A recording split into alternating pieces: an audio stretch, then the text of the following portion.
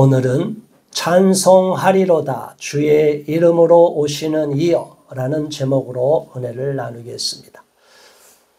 오늘 우리가 읽은 본문의 말씀은 사복음서에 다 나와 있는 내용이 말씀입니다.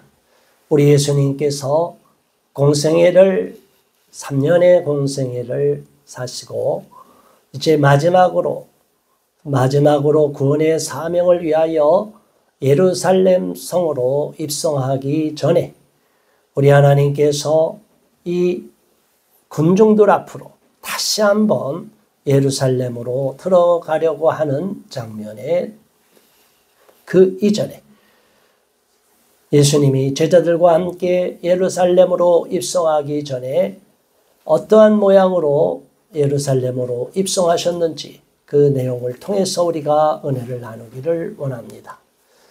우리 하나님은 우리를 어떤 모양으로든지 사용하십니다. 우리 메시아가 되신 예수님이 이 땅에 오셨을 때 얼마든지 왕권을 가진 통치권자로서 이 땅에 오시게 할 수도 있었습니다. 그럼에도 불구하고 하나님의 계획은 메시아가, 구세주가 이 땅에 오실 때 가장 낮은 몸으로, 가장 인간의 모양 중에서도 가장 비참한 모습으로, 겸손한 모습으로 오게 하셨습니다. 그것은 나를 우상으로 섬기고 내가 주인이 되고 내가 왕 노릇하려고 하는 많은 사람들, 내가 내 마음대로 인생을 살려고 하는 사람들에게 겸손하게 다가가서 진정한 우리의 왕이, 진정한 나의 주인이 누구인지를 알려주기 위해서 겸손함으로 이 땅에 오시고 또 구원의 역사를 이루시기 위하여 겸손한 모양으로 오신 것입니다. 그런데도 우리들은 깜빡 잊어버릴 때가 있습니다. 예수님이 부족했기 때문에 이 땅에 오신 것이라든가 예수님이 이 땅에 오신 것이 단지 이 땅만을 혁명을 이루기 위해서 이 땅에서 고통받는 이웃을, 인간들을 문제를 해결하기 위해서 먹는 문제, 경제 문제, 계급의 문제, 또 우리 인간들이 겪고 있는 수많은 갈등의 문제를 해결하기 위해서만 오신 분으로 착각하기가 쉽습니다. 우리는 예수님을 자기가 알고 있는 신념, 내가 믿고 있는 신념에 따라서 그 신념의 방향으로 이끌어가려는 잘못을 갖게 됩니다. 절대로 우리는 예수님을 어떠한 틀 안에 가둬서는 안 됩니다. 예수님께서는 만왕의 왕이고 만주의 주로 오셨어요. 그 어떤 이념, 그 어떤 계급, 그 어떤 사상 다 통할해서 진정으로 진리가 무엇인지 진리를 알려주기 위해서 이 땅에 오신 것입니다. 인간들은 수많은 철학과 사상을 만들어 놓고 그것을 믿고 자기 종교를 만들어 놓고 그것을 숭배합니다. 그리고 우상을 만듭니다. 인간을 신격화시킵니다. 그래서 조금 어느 분야에서 최고로 잘하는 사람은 신이다. 신이다. 자, 여러분, 너무나 신이란 말을 쉽게 써요. 사람을 떠받들고 우상화시키고 신이 된다고 말해요. 그러나 하나님은 결코 인간을 어떤 한 인간으로 떠받듦을 받고 또 어떤 사람을 떠받들어서 신으로 숭배하지 말라고 하셨어요. 그것은 우상이 되는 거예요. 저와 여러분은 메시아가 이 땅에 오셨을 때 하나님이 직접 인간의 몸을 입고 오셨고 또 하나님이 이 땅에 오셨을 때 친히 우리 인간에게 구원의 길을 열어주시기 위해서 가장 낮은 자리로 오셨을 때 그 하나님이 누구냐, 예수님이 누구냐를 정확하게 알아야 됩니다. 예수님은 인간의 몸을 입고 오셨지만 하나님이십니다. 그래서 삼위일체 되신 하나님, 성자 하나님, 성부 하나님, 성령 하나님, 우리는 이렇게 삼위일체 하나님을 믿습니다. 하나님은 한 분이시지만 위격이 달라서 우리가 성부, 성자, 성령으로 이렇게 부르지만 우리 예수님은 이 땅에 하나님께서 진히 인간의 몸으로 입고 오신 분이시에요. 그러니까 그 예수님이 하나님이시라는 것을 알아야 됩니다. 그런데 그 하나님이 가장 낮은 자리로, 가장 겸손한 자리로 오셔서 우리 모든 인류를 구원하기 위하여 원죄로 인하여 신음하고 영원히 죽을 수밖에, 지옥의 형벌을 받을 수밖에 없는 저와 여러분들을 구원하기 위하여 우리 하나님께서 친히 놀라운 구원의 계획을 이루신 거예요. 그 구원의 계획은 마귀도 알지 못하는 거였어요. 마귀는 차마 진짜로 하나님이 인간의 몸을 입고 이 땅에 올 거라고 생각을 못했을 겁니다. 알아도 소용이 없죠. 하나님의 그 비밀스러운 계획은 영적인 세계에서 그 하나님의 인류를 구원하기 위한 원대한 계획은 마귀가 다 간파를 못하는 것이, 막으려고 해도 막을 수가 없는 겁니다.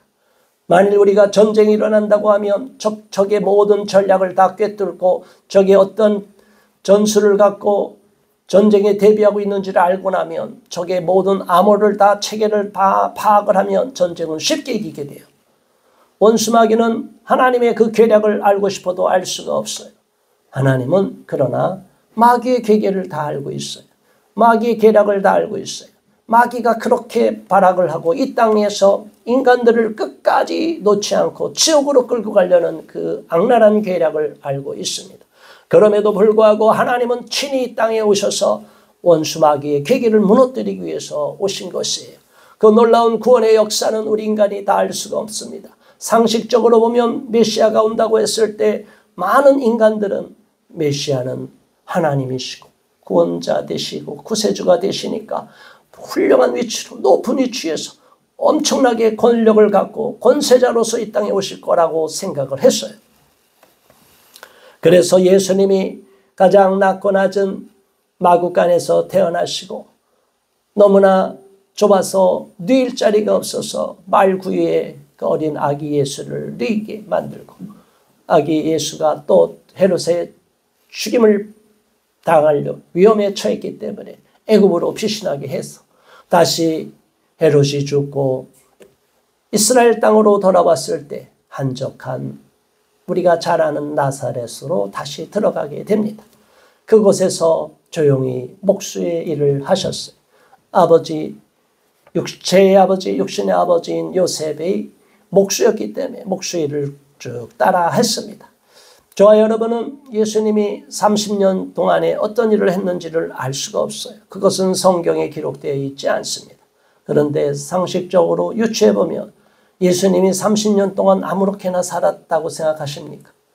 예수님이 30년 동안 그냥 하루하루 빈둥빈둥 놀면서 그냥 하나님이 줄 때가 있는지 그때까지만 그냥 나는 그때 그 역할만 하면 되지 해갖고 그냥 그렇게 사셨냐? 아니겠죠. 예수님은 철저히 율법을 지키시고 부모에게 공경하고 자기가 맡은 일에 최선을 다하고 집집마다 수리를 해달라고 그러면 집에 찾아가서 친절하게 고장난 곳을 수리도 해주고 또 새로 집을 짓고 이런 일을 성실히 열심히 하셨을 것입니다. 우리는 하나님께서 우리 자신을 어떤 위치에 놓을 때 나는 사람과 비교할 수가 있어요. 다른 사람과 비교해서 하나님 왜 나를 이렇게 형편없는 사람으로 태어나게 하셨습니까? 하나님 왜 우리 집안은 좋은 부모님 만나지 못해서 이렇게 나쁜 부모를 만나서 이런 힘든 인생을 살게 하십니까?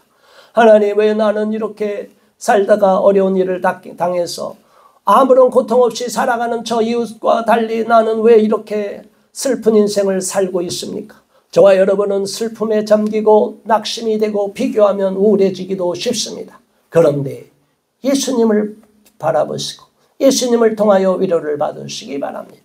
예수님은 그 당시에 그렇게 그 당시에도 귀족이 있었고 왕족이 있었고 제사장 종교적인 위치에서도 탁월한 제사장들이 있었고 또 산헤드린 공회라고 있어서 이스라엘 백성들을 다 통치하는 권세를 갖고 있는 사람들도 있었어요.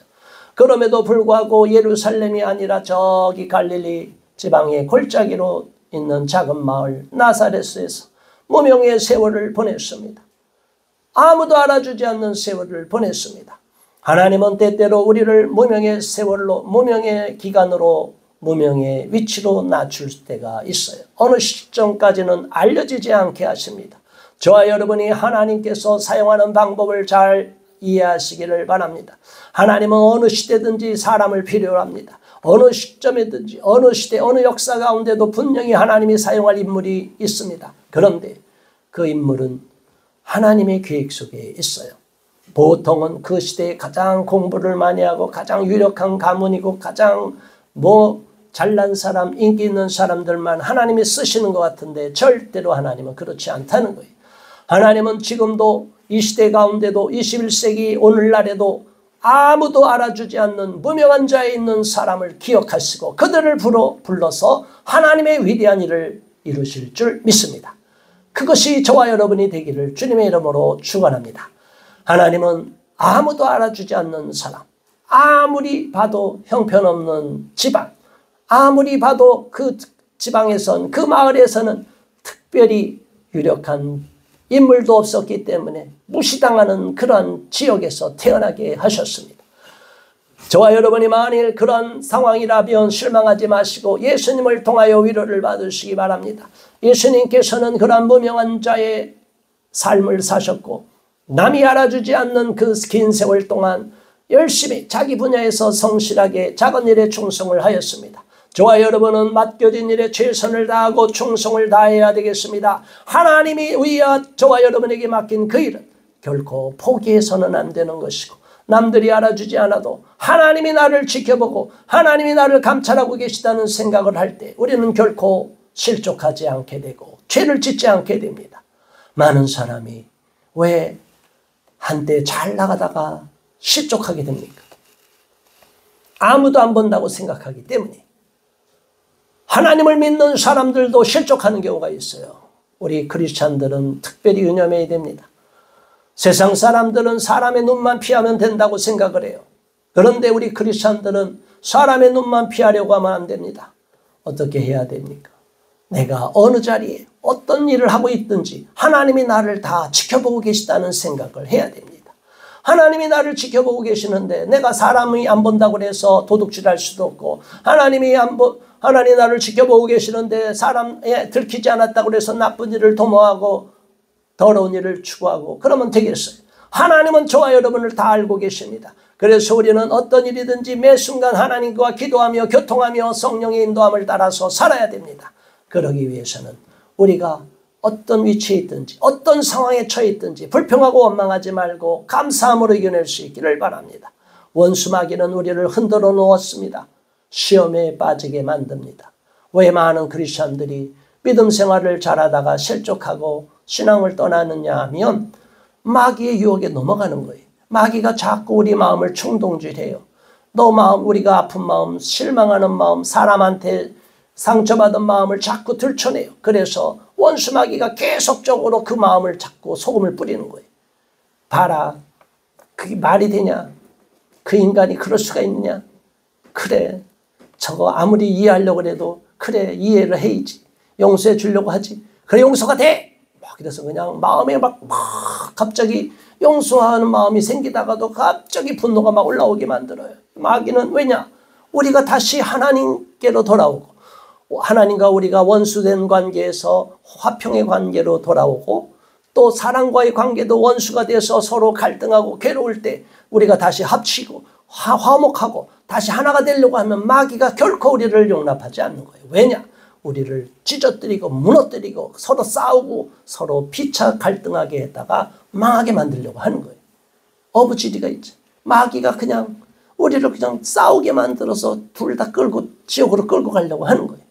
저와 여러분은 그런 마귀의 실수에 넘어가지 마시기를 바랍니다. 우리 마음이 힘들어도 절대로 사람을 원망하고 불평하지 마시기 바랍니다. 그 사람이 나를 괴롭혀도 그 사람의 그 영혼을 불쌍히 여기는 마음을 갖기를 바랍니다. 내가 하나님의 은혜를 받고 내가 하나님께 구원을 받고 하나님의 자녀가 되었다면 나에게 힘들게 하고 고통을 준 사람 인간적으로는 용서가 안 될지라도 하나님이 시각에서 보면 그 사람은 그 죄를 용서받지 못하고 그 죄를 회개하지 않으면 지옥에 가는 거예요. 어마어마한 형벌의 곳으로 가요. 그러면 살아있을 때 회개를 해야죠. 그러니까 내가 구원의 확신을 갖게 되면 나는 천국에 간다는 믿음이 확실하면 나를 괴롭히고 아무리 나한테 해를 입힌 사람도 그게 미워지지 않는 거예요. 불쌍한 거예요. 저들은 죽으면 지옥인데. 저와 여러분은 영원한 천국과 영원한 지옥의 형벌이 있음을 믿습니까? 만일 믿는다면 우리 인생에 겪고 있는 가장 모든 문제, 인생의 가장 큰 문제들은 다 거기에서 핵심이 있다는 사실을 아시고 인생 가운데 그 어떤 어려움과 고난과 환난이 있을지라도 절대로 그 마귀의 덫에 걸리지 말고 끝까지 주님만을 믿고 달려가는 믿음의 사람들이 되시기를 주님의 이름으로 축원합니다. 오늘 예수님께서 계속 갈릴리 지방을 도르시고 유대 전역을 도르시면서 계속 걸어 다니셨어요. 그 당시에서도 유력한 사람은 말을 탔겠죠. 로마 군인들도 말을 타고 갔고, 잘나는 사람, 귀족들은 사람이 끄는 수레를 끌고 갔을 거예요. 짐승이 끄는 수레에 타서 편안한 자리로 갔을 거예요. 그런데 예수님이 그 당시에 말 타고 그렇게 지역을 돌지 않으셨습니다. 예수님은 더우나 추우나 땡볕이나 비가 오나 그 당시에 예수님은 그냥 묵묵히 걸어서 이스라엘 전 지역을 돌아다니면서 복음을 전하셨어요. 제자들과 함께 계속 걸어 다니셨어요. 힘든 수고를 마다하지 않고 걸으셨어요. 그래서 걷다가 이제 마지막 사명을 완수하시기 위하여 예루살렘으로 향하는 그런 길의 노정에 들어섰습니다. 1절에 이렇게 말합니다. 그들이 예루살렘에 가까이 가서 감람산 벳바게에 이르렀을 때에 예수께서 두 제자를 보내시며 그랬어요. 이게 벳바게라는 지명이 나옵니다. 여기는 바로 예루살렘과 가까운 베다니와 가까운 지역의 벳바게입니다. 감람산에서 가까운 지역이 있어요. 또 벳바게가 요단강을 건너서 요단강 건너편 벳바게 지역도 있어요. 아무튼 여기는 벳바게라는 곳에 왔습니다. 그리고 예수님께서 두 제자를 부르십니다. 이리 오너라. 저기 가서 뭐라고 말씀하십니까? 2절 3절 다 같이 한번 큰 목소리로 봉독합니다. 이르시되 너희는 맞은편 마을로 가라. 그리하면 곧 매인 나귀와 나귀 새끼가 함께 있는 것을 보리니 풀어 내게로 끌고 오라. 만일 누가 무슨 말을 하거든 주가 쓰시겠다 하라. 그리하면 즉시 보내리라 하시니. 아멘. 우리가 이 말씀에 대해서 많이 설교도 듣고 은혜를 받았을 겁니다. 그러나 이 말씀을 오늘 다시 한번 돌이켜볼 때 우리 예수님께서는 제자들이 영문을 모르고 찾아왔을 때 뭐라고 하실까? 왜 부르셨을까? 했을 때 그냥 말씀하시는 거예요. 어디 가는 심부름을 하시는 거예요. 그런데 심부름하는 내용이 무엇입니까? 그리로 가라는 거예요. 맞은편 마을로 가라. 저 맞은편 마을로 가라. 그리하면 뭔가가 보일 거다. 뭐가 보인다고요? 나귀와 매인 나귀와 나귀 새끼가 함께 있는 것. 엄마 나귀와 새끼 나귀가 함께 있는 것을 보리니 풀어서 내게로 끌고 오라. 만일 누가 무슨 말을 하거든 주가 쓰시겠다 하라. 주가 쓰시겠다고 하라. 주인이 물으면 주님이 쓰시겠다고 하라. 그리하면 즉시 보내리라 하시니. 제자들은 그 말씀을 듣고 영문을 몰랐지만 예수님이 말씀하시니 그곳으로 심부름하러 갔습니다. 그래서 건너가면서 이게 나귀가 있다고? 진짜 나귀가 있을까? 나귀가 예수님이 말씀하셨으니 있을 거야. 그렇게 여러 가지 생각이 있으면서 건너 마을로 갔습니다. 가서 보면 이 마을 초입부터 보면 나귀가 있나 찾았을 거 아니에요. 그러나 나귀가 금방 안 보이고 왜 어디 있지? 나귀가 분명히 있다고 했는데 예수님이 있다고 했는데 왜 눈에 안 보이지? 어디에 있나? 이렇게 자꾸 찾다가 나귀가 있는 걸 발견했을 거예요. 자, 여러분, 우리가 하나님이 어떤 명령을 내리고 어떤 것을 미션을 줄 때 미리 앞질러 생각하지 말라고 하시는 겁니다. 하나님이 다 여호와 이레 하나님이 예비하고 계심을 믿습니까? 우리 하나님이 저와 여러분이 어떤 사명을 주고 어떤 일을 하라고 하면 그곳에 가라고 하면 그 학교로 가라고 하면 그곳에 가서 사명이 있고 뭔가가 할 일을 주님이 예비하고 계시는 거예요. 그런데 맥을 놓고 있으면 아무 생각 없으면 그냥 나는 여행 갔는데 아무 생각 없으면, 거기에서 사명을 깨닫지 못하면 의미 없는 시간을 보내게 돼요. 저와 여러분은 분명하게 사명을 깨닫기를 바랍니다. 어떤 청년들은 군대에 가면 군대 인생은 다 낭비하는 시간이라고 해서 너무나 힘들어요. 저도 지난날 돌아볼 때 젊은 청춘을 다 아까웠고 버리는 시간이 있고, 또 군대에서는 얘기치 못한 사건 사고도 많고 그 어려운 일도 겪는다고 하니 두렵기도 하고 피하고 싶고 군대 가고 싶지 않다, 이런 마음이 인간은 다 있어요. 그러나 돌이켜보면, 지금 돌아볼 때 제가 만약 군대를 갔다 오지 않았으면 지금까지 이렇게 건강한 의식으로, 지금까지 이렇게 강인한 정신으로 살아갈 수 있을까? 그렇지 않았다는 거예요. 그 시간은 어렵고 고통스럽고 괴로웠고 너무나 슬프고 너무나 시간이 아까운 마음이 들고 너무나 그 청춘의 한 시간을 낭비한다는 생각이 들었을 수 있어요. 그런데 그 시간 동안에 나 자신이 단련을 하고 원치 않는 일을 하고 강제로 훈련을 받고 강제로 고통을 겪고 강제로 조직의 규율에 이끌려 가다 보면 내 자신을 자꾸 훈련을 받게 돼요. 이 디스플린이라고 그러는 것, 이 경건도 훈련을 받는 거예요. 신앙인들도 이런 훈련을 받아야 되는데 많은 사람들이 교회만 그냥 문지방만 밟고 가는 경우가 많아요. 훈련을 받지 않고 하나님의 말씀에 그대로 실천하고 그것이 삶 속에서 적용이 되고 훈련이 되지 않으면 우리는 오합지졸이 되는 거예요. 군인들이 훈련받지 않은 병사들은 아무리 숫자가 많아도 전쟁에 나가면 다 죽습니다.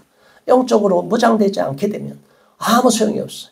그래서 우리 크리스천들은 기본적으로 예배를 잘 참여하고 또 교회에서 여러 가지 신앙 훈련을 받고 여러 가지 직분도 받고 봉사도 하면서 훈련도 받으면서 교육도 받으면서 점점 믿음이 자라야 되는데 이런 훈련받는 것을 많은 성도들이 싫어합니다. 이제 교회는 주일 예배 한번 딱 드리고 끝나려고 하는 사람들이 많아요. 그리고 많이 나와도 수요 예배, 금요 예배 정도 나오는 거로 끝나는 경우가 많아요. 저와 여러분은 평상시에 더 많은 시간을 하나님 앞에 드리고 하나님과 날마다 동행하는 마음을 가져야 됩니다. 그 시간이 시간 낭비가 되고 그 시간이 아무것도 아니고 아까운 시간이라고 생각하지만 절대 그렇게 생각하지 마시기 바랍니다.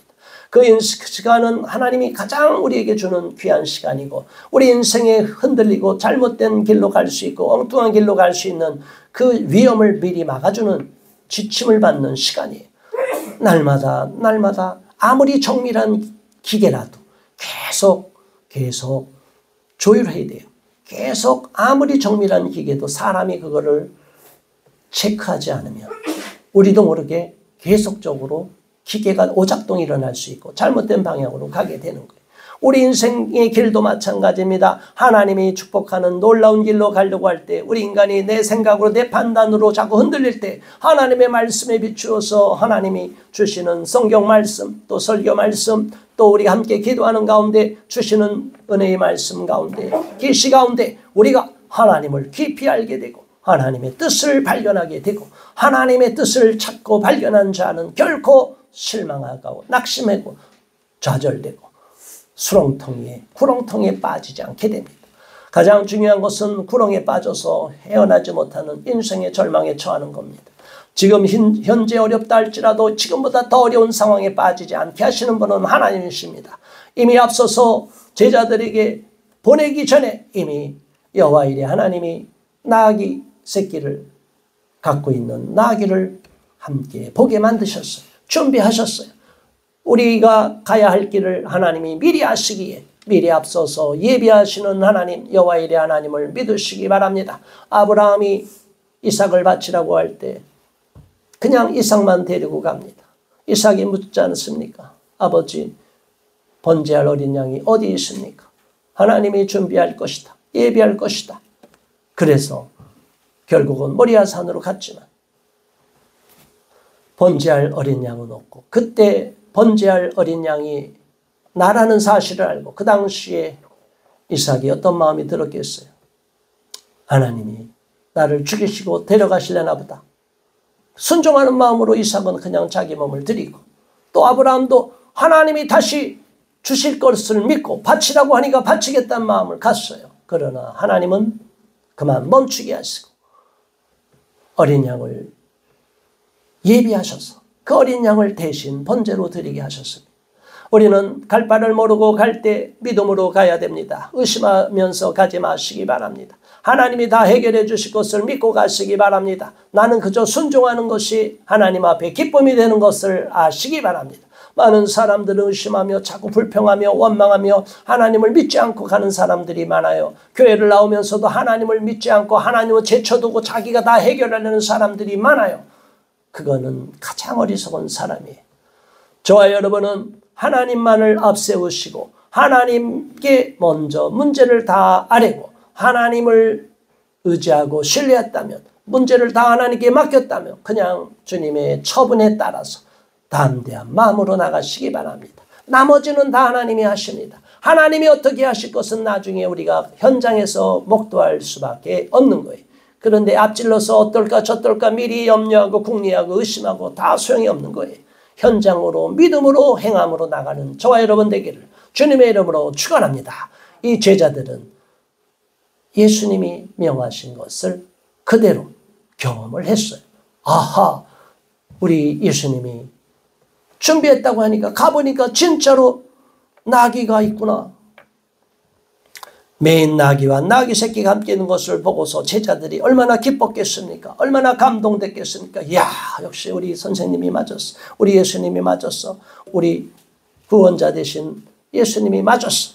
4절, 이는 선지자를 통하여 하신 말씀을 이루려 하심이라 일렀으되 5절, 시온 딸에 이르기를 내 왕이 내게 임하나니 그는 겸손하여 나귀 곧 멍에 매는 짐승의 새끼를 닫도다 하라 하였느니라. 스가랴서 구약성경 스가랴 9장 9절에 예언되어 있는 말씀입니다. 겸손하여서 나귀 새끼를 타셨다는 것입니다. 저와 여러분은 겸손한 예수님을 본받기를 바랍니다. 예수님은 겸손한 마음으로 하나님께로 달려가고 우리 예수님은 겸손한 마음으로 하나님을 의지하고 믿음으로 달려갔습니다. 저와 여러분은 겸손한 마음으로 하나님 앞에 나가야 됩니다. 겸손한 마음뿐이 아니라 겸손한 자리에 서고 겸손한 위치에 서도 결코 불평하지 마시기 바랍니다. 겸손한 자리는 어떤 자리입니까? 존경받는 자리, 떠받드는 자리가 아니라 낮춰지는 자리, 무시받는 자리. 그럼에도 불구하고 우리 예수님은 겸손한 모양으로 나귀 새끼를 타기 위해서 나귀를 가져오라고 했습니다.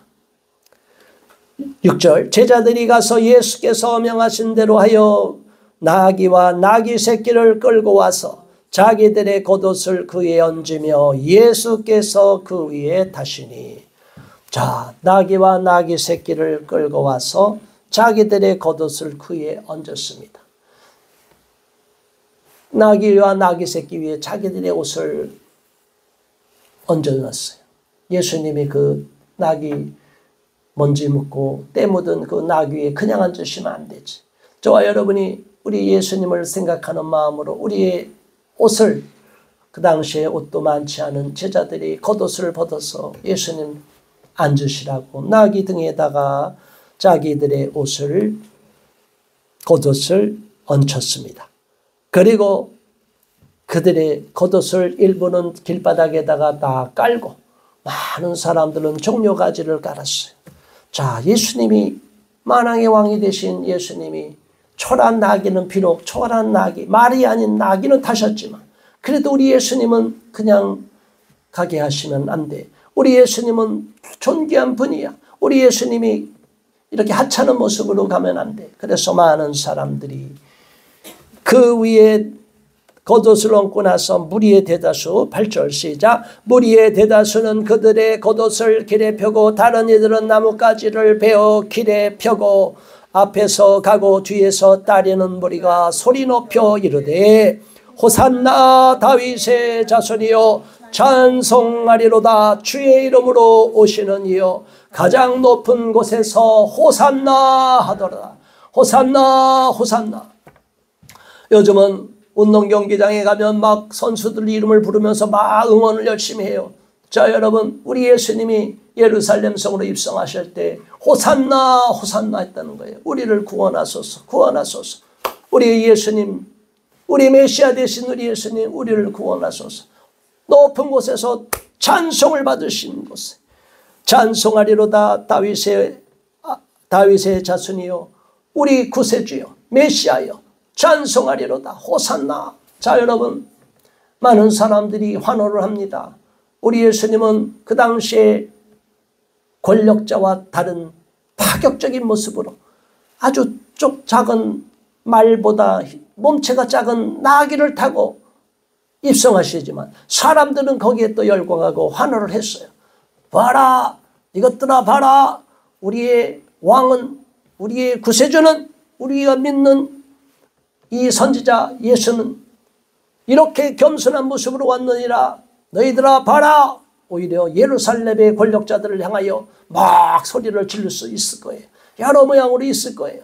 사람들의 어떤 예수님에 대한 태도는 다 다르겠지만 아무튼 그 광경에 다 환호를 하고 박수를 치고 할렐루야 할렐루야 호산나 호산나 했습니다. 저와 여러분은 이 군중들이 예수님을 진짜 믿었는지 정말 그 분위기에 휩쓸렸는지 잘 알지 못합니다. 그러나 이러한 군중들이 얼마 지나지 않아서 예수님을 다 십자가에 못 박으라고 배반하는 것을 봅니다. 여러분, 군중은 마음이 바뀌게 됩니다. 사람은 마음이 바뀌게 돼요. 인기도 바뀌게 됩니다. 지금 선거를 앞두고 여론이 왔다 갔다 하지만 여론도 바뀌게 됩니다. 그 여론도 하나님이 바꾸게 하십니다. 저와 여러분은 하나님을 의지하며 끝까지 군중을 믿지 말고 하나님만 믿고 하나님만 의지하고 달려가기를 바랍니다. 하나님께서 이 나라가 잘못되지 않기 위해서 나라사랑 전국기독인연합에서 또 5가지 기준에 의한 이번 총선에 어떤 후보를 선택해야 되는지 기준점을 발표했습니다. 그러한 성명서를 통하여 우리가 올바른 배우자 선택을 같이 우리가 이 후보자를 통해 올바른 국회의원, 올바른 정치인 어떤 기준으로 뽑아야 되는지 어떤 이 후보자가 가장 훌륭한 인물인지를 잘 보고 하나님 마음에 합한 사람을 뽑고 선택하고 그러기 위해서 투표를 정확하게 해야 됩니다. 우리는 이 시대 가운데 하나님의 뜻이 어디에 있는지를 먼저 알고 하나님을 더욱 믿고 의지하고 군중에 휩쓸리지 말고 여론에 휩쓸리지 말고 정말 하나님이 보시기에 합당한 사람을 꼭 투표해야 되겠다는 마음을 가져야 됩니다. 그때나 지금이나 인류 역사 이후로 사람들은 군중 심리에 휩쓸리게 되어 있어요. 그게 올바른 방향이라면 아무 문제가 없죠. 우리가 과거에 우리나라에 하면 된다, 할 수 있다, 해보자, 새벽종이 울렸네, 새아침이 밝았네, 새마을운동을 해서 우리나라는 세계에서 유례가 없는 성공을 거둔 국가가 되었습니다. 우리 국민이 가난에서 벗어나겠다고 우리 선배들이 열심히 일을 했고 우리가 고통을 다 감내해서 오늘날 이렇게 잘 사는 나라를 만들어놨어요. 그런데 오늘날 보면 우리 국론은 다 분열이 되어 있습니다. 하나로 뭉친 우리 마음이 없습니다. 서로 너가 잘났나 네가 잘났나 싸우려고 합니다. 이 나라가 얼마나 소중한 나라인지 생각지 못하고 자유 대한민국을 무너뜨리려는 반대한민국 세력이 지금 득세를 하고 있지 않나. 범죄자들이 활개를 치지 않나. 너무나 안타까운 상황이에요. 그럼에도 불구하고 하나님은 반드시 이 나라를 지켜주시고 이 나라가 복음이 계속 흥왕되기를 바라고 이 대한민국의 한국교회를 통하여 전 세계의 복음의 씨앗이 뿌려지고 아직도 필요로 하는 구원의 복음이 필요한 곳에 복음의 일꾼인 선교사님들을 더 많이 파송할 수 있는 기회를 허락하여 주실 줄 믿습니다. 결코 한국교회를 무너뜨리지 않기 위해서 하나님이 이 나라를 절대로 공산화되지 않도록 막아주실 줄 믿습니다. 우리 하나님은 절대로 이 나라가 무너지지 않도록 보호해 주시고 보살펴 주실 것을 믿습니다. 그렇기 때문에 나라와 민족을 위해서도 계속 기도해야 되는 것입니다. 우리 예수님은 겸손하게 나귀를 타고 이 땅에 오셨고 그리고 이 땅에 오셔서 예루살렘에 입성하셨습니다. 그리고 십자가의 처형을 당하시고 너무나 고통의 시간을 가졌습니다. 그 예수님의 그 모습을 통해서 우리는 구원하시는 하나님의 원대한 구원의 계획을 알게 되면서 또한 예수님께서는 그러한 십자가를 지고 가고 또 마지막에 그 십자가가 얼마나 고통스러운 건지를 아시기에 그 십자가의 잔을 피하기를 원하시는 인간의 모습도 보여주셨습니다. 우리는 우리에게 다가오는 그 고통의 순간 예수님이 이미 다 겪으셨다는 사실을 알고 위로를 받으시기 바랍니다. 내가 겪는 이 아픈 고통 그 이상의 인류를 위한 고통을 나를 위한 고통을 이미 예수님이 겪으셨다는 사실을 알고 위로를 받는 저와 여러분 되기를 바랍니다. 10절의 말씀 함께 봉독합니다. 11절까지. 예수께서 예루살렘에 들어가시니 온 성이 소동하여 이르되 이는 누구냐 하거늘 무리가 이르되 갈릴리 나사렛에서 나온 선지자 예수라 하니라. 아멘. 많은 사람들이 예수님을 막 열광적으로 했는데 예수님을 선지자 예수라 하니라 이렇게 말했어요. 구원자 메시아 예수라고 얘기하지 않고 선지자 예수라. 저들이 예수님에 대하여 메시아라는 생각을 온전히 갖고 있던 사람이 몇 명이 되었겠습니까? 아무튼 저와 여러분은 분명히 알아야 됩니다. 우리 하나님께서 이 땅에 오셨을 때 많은 군중은 예수님이 어떤 분인지를 정확하게 아는 사람이 아주 적었어요. 심지어 제자들까지도 예수님이 구원자라 되시고 메시아가 되시고 또 이 땅에서 구원의 역사를 이 민족을 어떻게 구원할지 자기들의 생각으로 다 판단을 해버렸습니다. 예수님이 십자가에 죽으시겠다고 할 때 절대 그러지 말라고까지 베드로는 방해를 했어요. 그렇게 하지 말라고 막으셨어요. 그러나 예수님이 뭐라고 하셨습니까? 사탄아 물러가라. 하나님의 계획과 하나님의 경륜, 하나님의 방법은 우리 인간의 방법과 전혀 같지가 않습니다. 이사야서 55장 8절 9절에 어떻게 되어 있습니까? 하늘이 땅에서 높음같이 하나님의 생각은 사람의 생각과 다르고 하나님의 길은 사람의 길과 다르니라 그랬어요. 하나님은 절대로 우리 인간과 똑같은 생각, 그 우리 시대의 인간의 이성과 오늘날의 이러한 지성과 똑같은 생각을 하지 않습니다. 그런데 사람들은 지식이 들어가고 공부를 하면 내가 아는 지식으로 하나님을 무시하려고 그래요. 내가 아는 지식으로 성경의 권위를 무너뜨리려고 해요. 내가 신학을 공부하니까 신학적인 지식으로 하나님의 성경 말씀을 다 함부로 변개시키려고 하는 자유주의 신학, 이런 잘못된 민중신학, 심지어 퀴어 신학까지, 해방신학까지 나오고 있는 상황이에요. 절대로 우리는 이러한 인본주의 신학에 넘어가서는 안 됩니다. 결코 하나님의 말씀을 인간의 이성으로 지성으로 눌러버리려고 해서도 안 됩니다. 이 말씀은 무엇이겠습니까? 저와 여러분에게 적용하면 내가 아는 지금까지 지식, 경험, 공부한 것 모든 것을 갖고 하나님을 무시하고 하나님을 배반하고 예수님을 무시하고 지금까지 신앙생활 해오는 것을 다 하찮게 여기는 어리석은 자가 되지 마시기 바랍니다. 마귀는 자꾸 충동질해요. 어렸을 때부터 신앙생활하고 교회밖에 몰랐던 아이들도 대학교에 가서 또 공부를 하고 유학을 가면 완전히 새로운 문화가 되니까 막 축제가 벌어지니까 이제 자유가 주어지니까 시간을 새로운 별 세계가 별천지가 펼쳐지는 것처럼 완전히 새로운 세계인 것처럼 착각해요. 그게 마귀가 덫을 놓는 건지도 몰라요. 절대로 우리는 마귀의 덫에 빠지지 마시기 바랍니다. 아무리 우리가 새로운 지식을 공부해도 성경의 지식을 진리를 무시해서는 안 돼요. 우리 학생들 비롯해서 우리 성도들은 이 성경 말씀을 아직도 내가 아무것도 모른다고 알고 교회만 나왔다 뿐이지 성경 한 권도 읽어보지도 않고 성경이 창세기부터 요한계시록까지 어떤 내용인지도 모르면서 신앙생활하는 어리석은 인생이 되지 마시기 바랍니다. 이제 올해는 다 성경을 한 번씩 읽어버리고 성경을 통해서 우리가 하나님이 어떤 말씀하는지를 다 깨닫는 주님의 자녀가 되기를 예수 그리스도의 이름으로 축원합니다.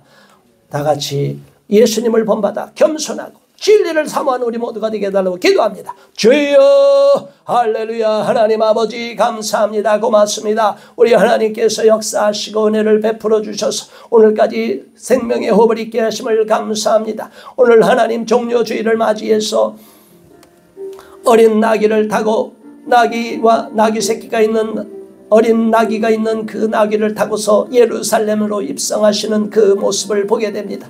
우리 예수님은 이미 여호와일의 예수님, 여호와일의 하나님을 믿고 미리 앞서 준비하시는 모습을 보았습니다. 제자들은 단지 순종함으로 하나님의 기적을 경험했습니다. 많은 사람들이 예수님을 환호하고 열광적으로 환호했지만 결국은 그들의 마음속에는 진정으로 메시아 되신 구원자 되신 예수님에 대한 믿음이 부족했습니다. 그들은 단지 나사렛에서 나온 선지자 중에 한 분이라고만 생각했습니다. 그리고 자기들이 원하는 대로 이스라엘 민족을 로마의 압제에서 벗어나게 해주실 위대한 정치적인 메시아라는 생각만 했고, 정치적으로 이 땅에 와서 이 민족을 해방시킬 해방자라고만 생각했습니다. 그러나 우리 예수님은 결코 그러한 모습뿐이 아니라 진정으로 온 인류를 구원하기 위하여 모든 죄를 도말하고 인류에게 구원을 세기를 열기 위해서 이 땅에 오신 것을 보게 됩니다. 우리는 하나님의 깊은 경륜을 다시 한번 깨닫기를 바라며, 성경을 통하여 아직 모르는 지식이 부족하고 성경 말씀이 아직 부족하여 아직도 어린아이와 같은 신앙에 있는 우리 이런 연약한 상태에서 벗어나야 된다는 것을 깨닫게 하시고, 이제 다시 한번 하나님의 말씀에 초점을 맞추고 하나님께 은혜를 사모하며 하나님의 말씀을 날마다 묵상하며 읽고 상고할 수 있는 우리 모두가 되도록 이끌어 주시고, 예수님처럼 겸손한 마음으로 나귀를 타는 마음으로 낮아진 마음을 갖게 하여 주시옵소서. 예수 그리스도 이름으로 간절히 기도드리옵나이다. 아멘.